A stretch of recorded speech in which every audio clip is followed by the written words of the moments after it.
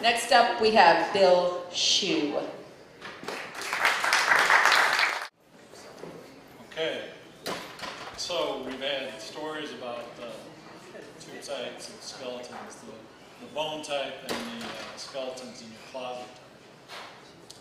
And I think when we talk about skeletons in our closet, we usually talk about it as a negative. I'm a little tall, I guess. We talk about it kind of as a negative, but I always look on skeletons in the closet as a positive. You've kind of grown from who you were then to who you are now, and you're a different person spiritually or ethically, or you're just smarter than you were. So this story is going to have a little bit of both types of skeletons in it.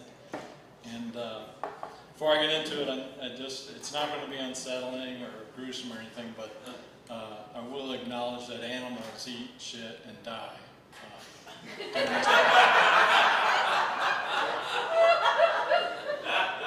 So do humans, I guess. All right, so when I was an undergrad, one of the many jobs I had was an animal caretaker at the University of Illinois Medical Research Labs. And so as an animal caretaker, we fed and watered the animals, we changed their cages, and when the time came, we euthanized the animals. And we had a lot of animals, so thousands of mice, hundreds of rats. We had a room full of what we called the natives, which were flying squirrels, ground squirrels, chipmunks, groundhogs, and so forth. In fact, the groundhog we called Mother, because most days when you changed her cage, she was pretty docile and she just kind of flopped from one cage to another. But occasionally you'd go up and grab the cage and she'd just attack the wall with like these claws and teeth that could dig through roots, and you'd go, "Motherfuck." And that's why we called her Mother. And the chipmunks, when you changed their cages, they just got like they were on crack, because that was just a great day for them. So they'd just be going like that, and they'd run around the cages, and as you changed them, there was always that small opportunity where they could get loose, and if they got loose, then it was 2 hours of trying to catch a little chipmunk in a room this big with cages and racks and everything. It was a little bit of a pain if they got loose, but they had fun.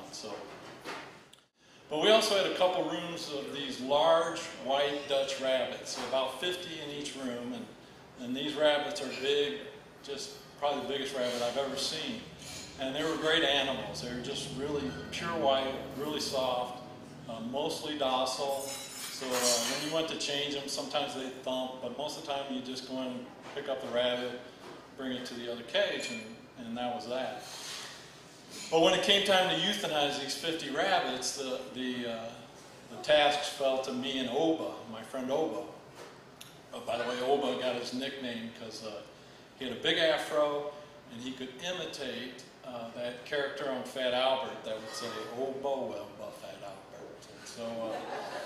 And so he liked that nickname Oba. He kind of did that all the time, and so we all called him Oba, and he liked that. So Oba and I, we euthanize all these rabbits, and we get done and we think to ourselves, it'd be kind of a shame to waste all this meat.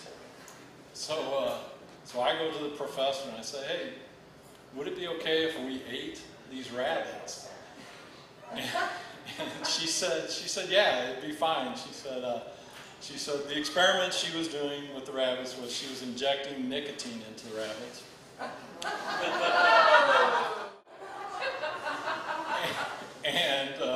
And then she'd draw blood and look for the effects of nicotine on the rabbits. So Oba and I were like, "Hey." So we take these 50 rabbits back to Oba's house, and Oba and I have never cleaned an animal in our lives. But we figure it out. So we get these rabbits dressed, and we've probably got 20, 30 pounds of meat. And so we think, let's have a party. So we call up a bunch of friends, and we say, "Hey," and we didn't lie. We told them exactly what was going on. We said where the meat was coming from. And we said, bring a dish to pass. Oba and I brought a keg of beer, and we had a rabbit rock, we called it. And it was really probably the best party I've ever thrown. And I don't know if it's because, once you've given yourself up, to eating experimental lab meat. You know, your inhibitions are pretty much out the door, and you really cut loose. Or maybe we were just all jacked up on nicotine and alcohol, and so that's what it was.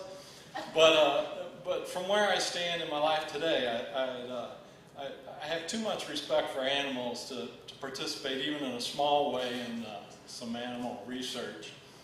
And I also like to think that I'm too smart to eat experimental lab meat. So, thanks.